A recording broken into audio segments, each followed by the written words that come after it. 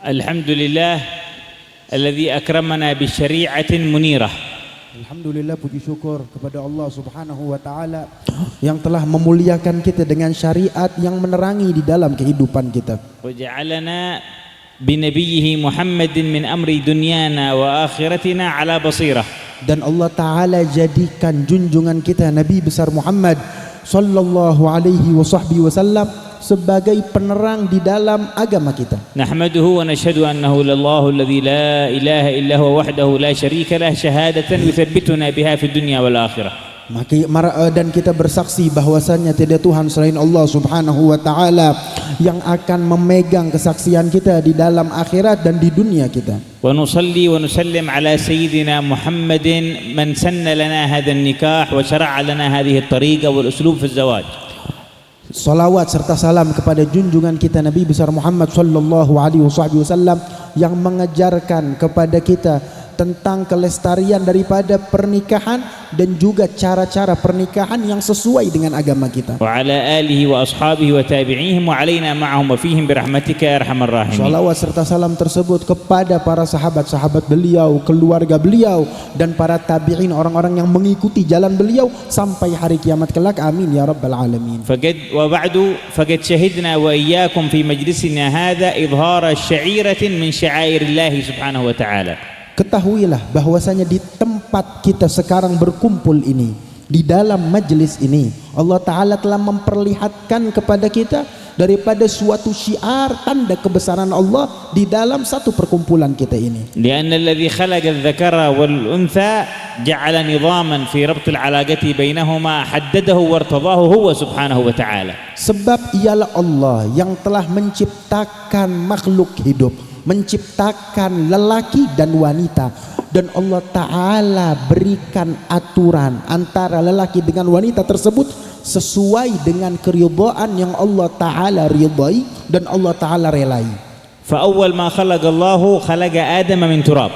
Pertama kali Allah Ta'ala ciptakan Nabi Adam itu diciptakan dari tanah asal usul beliau. Wa nafakha fihi min ruhihi. Dan Allah Ta'ala tiupkan ruh kepada Nabi Adam. Thumma khalaqa min jismi Adam takwinan li khalqin akhar. Lalu Allah Ta'ala ambil daripada bagian Nabi Adam menjadi suatu bagian yang diciptakan dari bagian tubuh tersebut manusia dan kehidupan yang lainnya. Wa nafakha fi hadha at-takwin ruhan minhu. Dan Allah Ta'ala tiupkan di dalam ciptaan yang baru tersebut ruh dari Allah Subhanahu wa Ta'ala. Wa ja'ala al-farqa bainahuma fi asy-syakli wal wadhifah.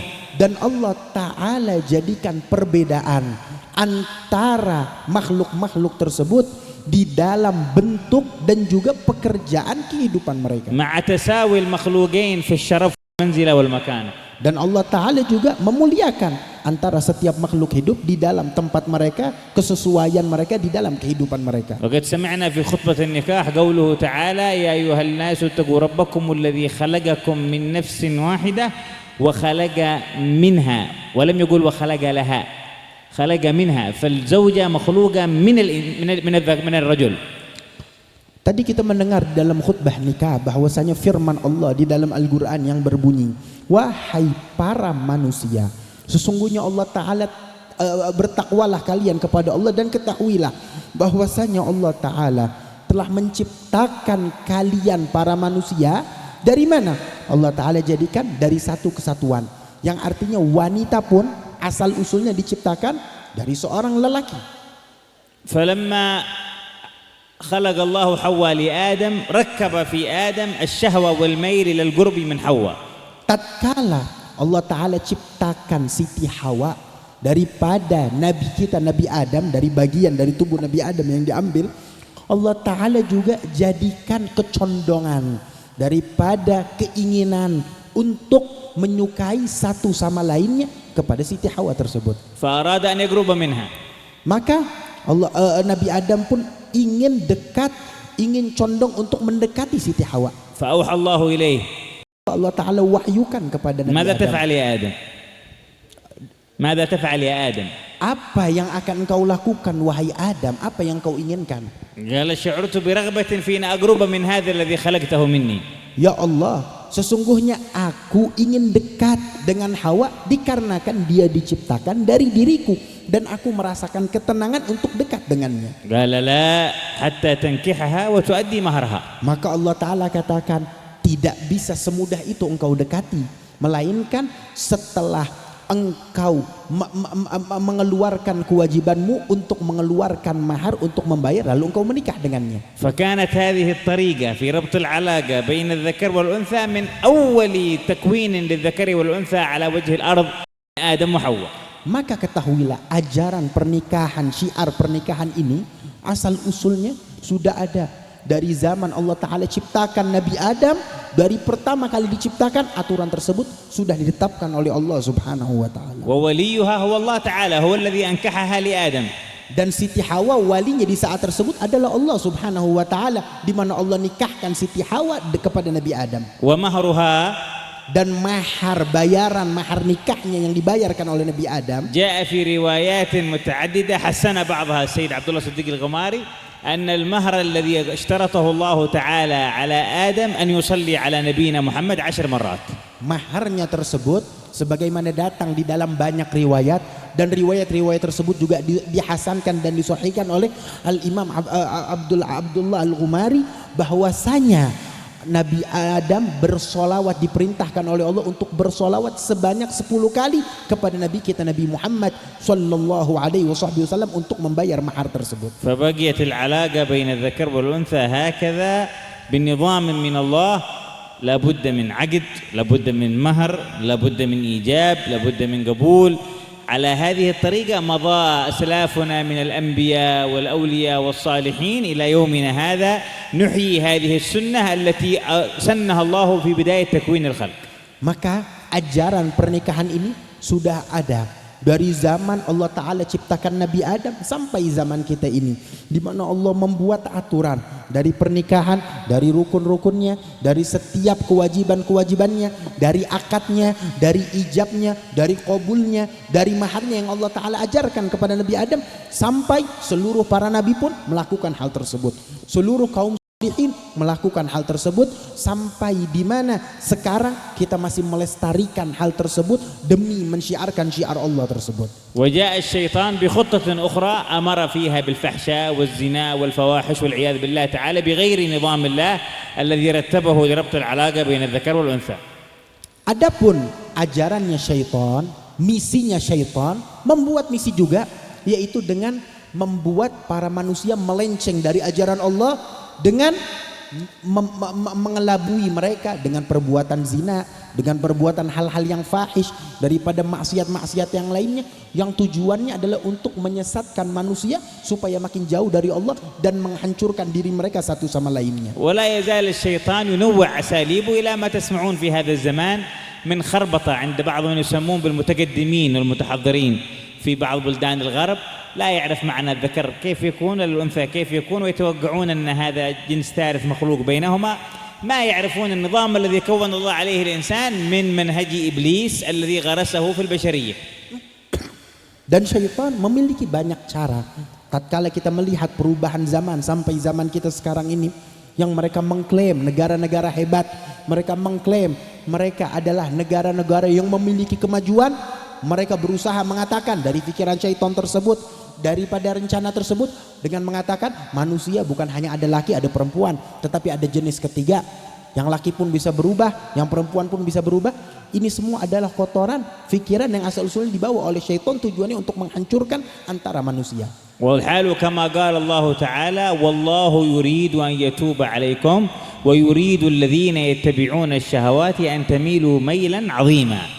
Dan keadaan yang kita lihat sekarang sebagaimana firman Allah Subhanahu wa Ta'ala, kata Allah di dalam Al-Quran, Allah berfirman, sesungguhnya Allah Ta'ala menginginkan dari kalian hamba-hambanya untuk bertaubat kembali kepada Allah, dan Allah pasti akan menerima taubat tersebut.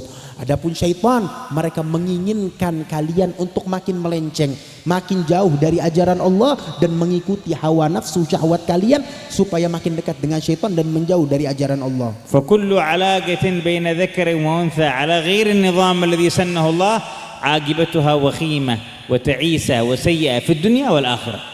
Maka ketahuilah, apapun daripada ajaran-ajaran yang dibuat oleh syaitan yang melawan metode ajaran syariat Allah, yang melawan daripada apa yang kita pelajari daripada ilmu-ilmu tersebut, semua itu hasilnya adalah kebinasaan, kejanggalan, keburukan, dan juga kehancuran antara umat semuanya. Enggak ada kebaikan di dalamnya. وقد ذكر النبي صلى الله عليه وسلم في حديثه الصحيح فضل الله تعالى عليه صلى الله عليه وسلم.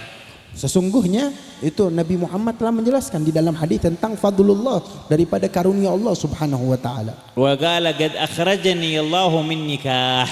Nabi Muhammad berkata di dalam hadisnya bahwasanya Allah taala telah ciptakan aku Muhammad, telah mengeluarkan aku dari pernikahan demi pernikahan. بمعنى أن كل آبائه وكل أمهاته تكونت العلاقة بينهم على هذه الطريقة التي ارتضاها الله واختارها الله. العلاقة بين الذكر والأنثى لم يدخل في نسبه من أبيه إلى آدم أي علاقة فيها سفاح أو مخالفة لمنهج الله تعالى.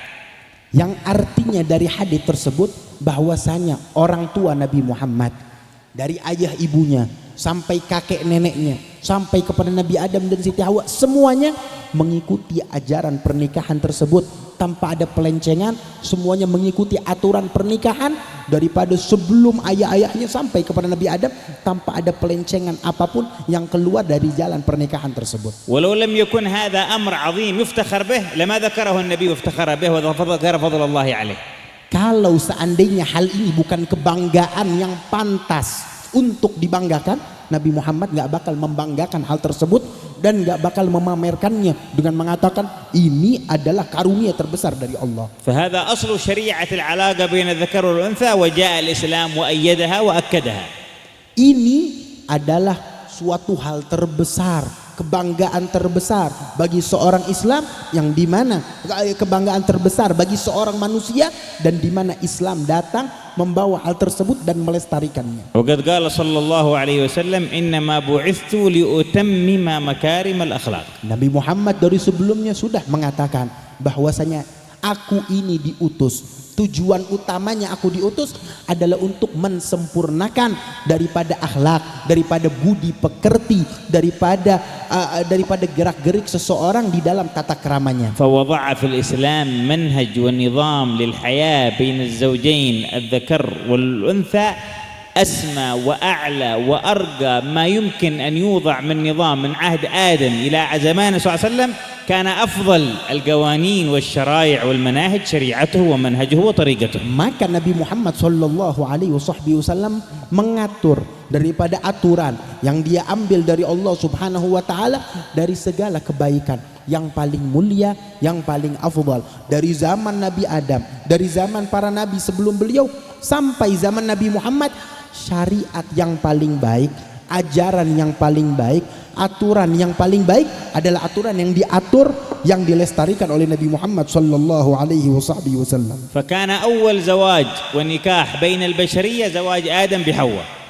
Pertama kali pernikahan antara makhluk hidup manusia dilakukan antara Nabi Adam dengan Siti Hawa. وكان أفضل وأبرك وأشرف نكاح في البشرية كلها نكاح النبي صلى الله عليه وسلم من سيدتنا خديجة بنت خويلد.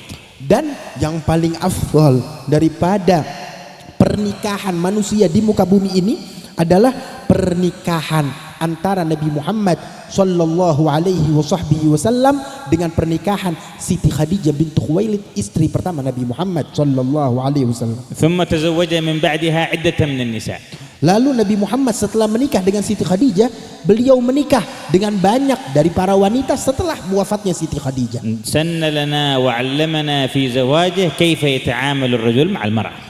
Dan Nabi Muhammad mengajarkan di dalam pernikahan tersebut yang banyak, bagaimana cara seseorang lelaki memuliakan dan bertaamul, bersosialisasi dengan seorang wanita dan juga keluarganya. وعدد الزوجات لحكمة أرادها الله في جمع قلوب العباد عليه وتأليف القبائل وليروينا عنه ويعلمنا كيف كان يعيش وكيف كان يتعامل وكيف كان يفعل. Dan tujuan utama daripada poligaminya Rasulullah dengan menikah menambah pernikahan setelah wafatnya Siti Khadijah, tujuan utamanya adalah untuk mengajarkan kepada kita tentang muamalah, tentang sosialisasi beliau, dan juga untuk memperbanyak daripada riwayat-riwayat antara beliau dengan para wanita dari setiap kabilah, dari setiap orang-orang yang berbeda latar belakangnya. Nabi Muhammad mengajarkan kepada kita hal tersebut. Ini adalah hikmah dari Allah Subhanahu wa taala. فمن كانت له زوجة وعاشرها بالمعروف وماتت عليه كيف يحفظ المودة بعد موتها يقتدي بحال النبي مع السيدة خديجة. Barang siapa di antara kita yang dahulu memiliki istri yang baik, lalu istri tersebut wafat, dan dia berbuat ma'ruf, kebaikan dengan istri tersebut, dengan mengingat kebaikannya dan beramal daripada amal soleh untuk istrinya, maka lihatlah, ikutilah teladan Nabi Muhammad, bagaimana dia dulu, bagaimana Nabi Muhammad SAW bertaamul dengan hal tersebut tatkala wafat Siti Khadijah. ومن كانت له زوجة كبرت في السن أو طعنت فيه ولها عذر من الزواج والنكاح وأن تبقى فيه فأراد أن يقتدي بالسنة فعنده سنة النبي مع السيدة سودة. Dan barang siapa yang memiliki istri dan istri tersebut sudah tua, sudah melewati batas daripada orang yang menikah atau bisa memiliki anak, yang artinya istri tersebut sudah sangat tua, maka lihat bagaimana Nabi Muhammad dahulu memiliki istri yang bernama Sayyidah Saudah, yang dahulu juga kasusnya sama dengan kasus kita. ومن تزوج ببنت بكر صغيرة أصغر منه في السن أراد كيف يتعامل معها يقتدي بحال النبي مع السيدة عائشة.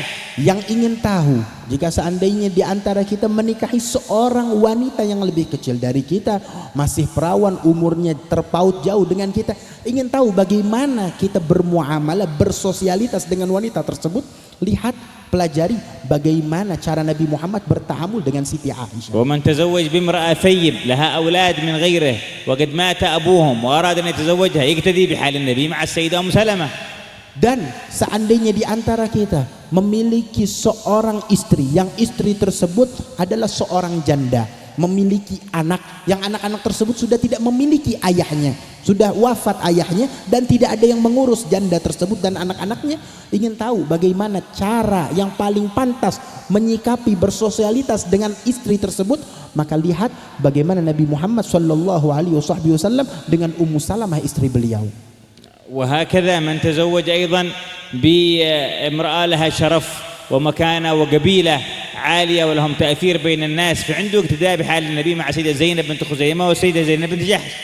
Dan seandainya kita ingin tahu bagaimana jika kita menikahi seorang wanita, yang wanita tersebut adalah wanita terpandang di kaumnya, di sukunya, memiliki darah yang tinggi di sukunya atau di daerahnya, memiliki suatu keturunan daripada orang-orang terdahulunya, mungkin raja atau orang-orang yang dimuliakan, lihat bagaimana Nabi Muhammad bermuamalah, bertaamul dengan istri beliau Sayyidah Zainab binti Jahash ataupun Sayyidah Zainab binti Khuzaimah. ومن تزوج بامرأة حديثة عهد بالإسلام أو قومها وأهلها مشركين وأجدادها ليسوا مسلمين فيقتدي بحال النبي مع السيدة صفية. Dan jika seandainya ingin mempelajari atau menikah dengan seorang wanita yang baru masuk Islam, keluarganya masih non muslim, ayahnya, pamannya, kakeknya, keluarga besarnya non muslim, anak tersebut, perempuan tersebut baru masuk Islam, masih memiliki kelemahan dan tidak memiliki kekuatan untuk kembali kepada keluarganya, lihat bagaimana Nabi Muhammad dahulu menikah dengan istri beliau yang bernama Sofiyah, Sayyidah Sofiyah, Sofiyah dan بنت Nabi حيي بن أخطب bin Adi bin Khattab, بنت حيي بن أخطب binti Huyai bin Khattab. وفي كل هذه الحالات والحكم التي ظهرت في زواجاته كان أفضل وأروع وأجمل وأكمل وأسعد مثال للحياة الهانية السعيدة بين الزوج والزوجة على نظام راق سام عالي.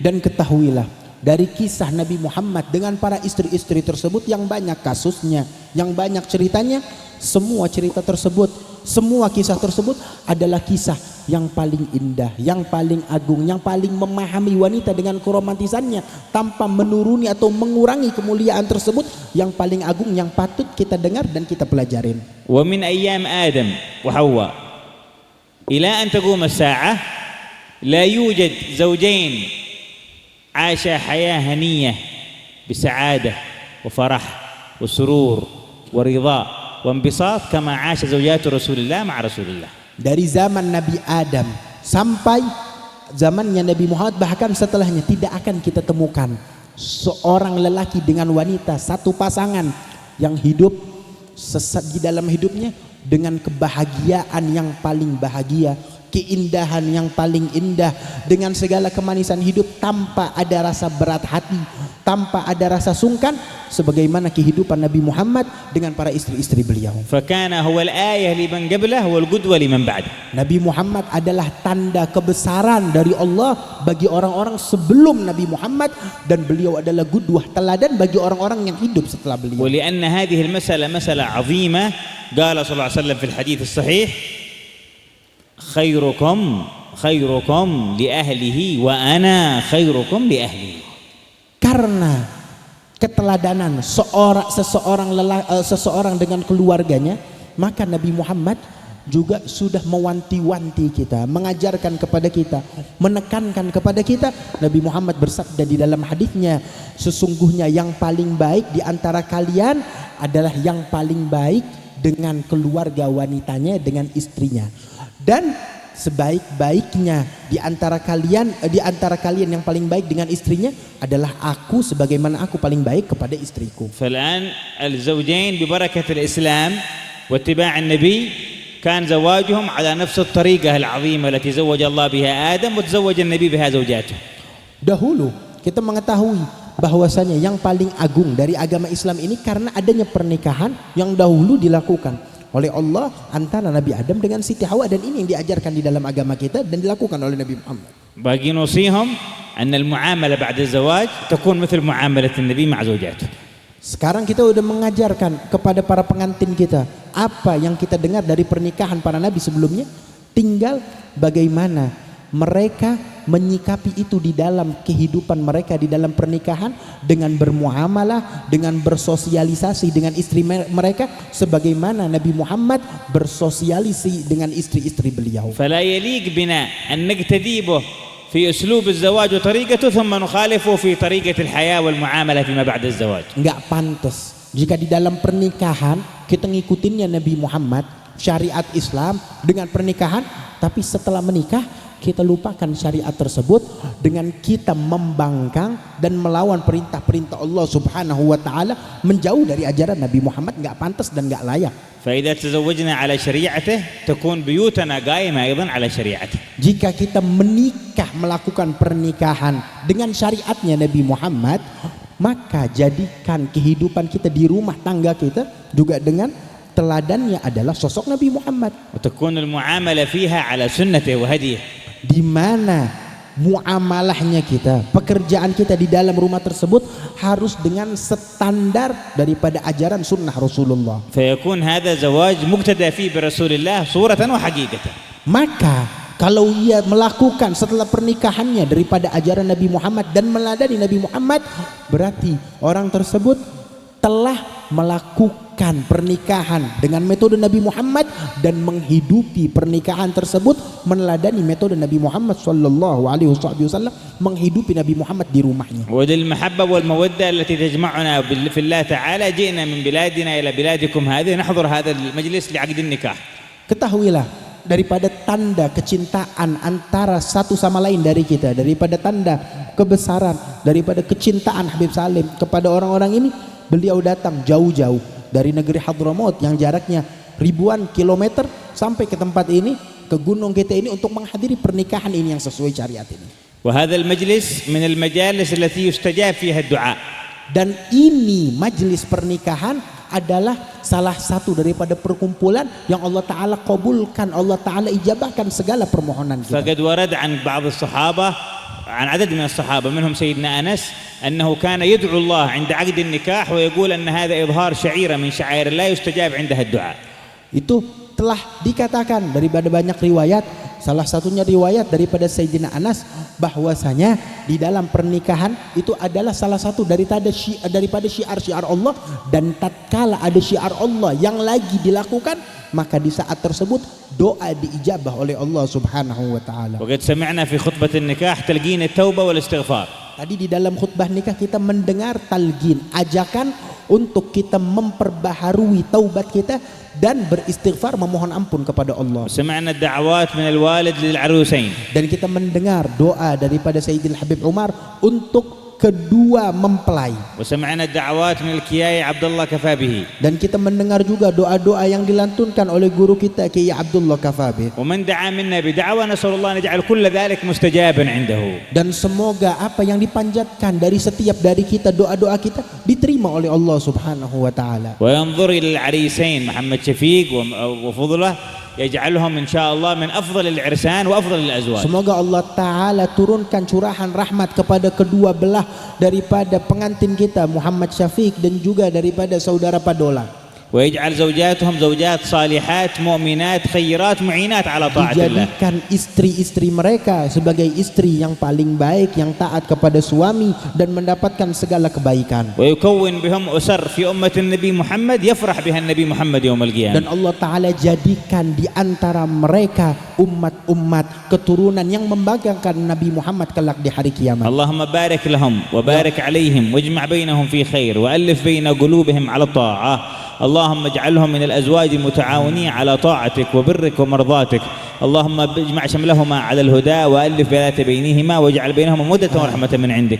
اللهم كون بهم أسرتين صالحتين في أمة النبي محمد صلى الله عليه وسلم وأخرج منهم الكثير الطيب وارزقهم الذرية الصالحة والحياة الهنية السعيدة وارزقهم الرزاق الواسعة التي لا تعذبهم عليها واجعل عيشهم في خير وعافية وسعادة واستقرار مع طول الأعمار برحمتك يا أرحم الراحمين. بارك اللهم في آباء الزوجات وفي أصحاب هذا المعهد وأهل هذا المعهد ومن فيه وفي محمد مأمون ومن حضر معنا من العلماء والصالحين وأطل أعمارنا جميعا في عافية وأعطنا منك الخيرات الوافية وأصلح شؤوننا الظاهرة والخافية واكفنا بقدرتك وقوتك بحق الكافية وادخلنا في دوائر النبي محمد وأهل الولاية وأهل الصديقية وأهل القرب وأهل الخصوصية وأهل المزية لديك وبارك في جميع أزواجنا وجميع ذرياتنا وجميع أولادنا وجميع بناتنا واجعل أسرنا وأسر الحاضرين كلهم أسر صالحة منورة بنور الإيمان والتقوى واليقين واربطنا بنبيك محمد الأمين ولا تخلف أحد من أهلينا ولا من أولادنا ولا من زوجاتنا ولا من قراباتنا ولا من أسرنا عن ركب محمد يوم القيامة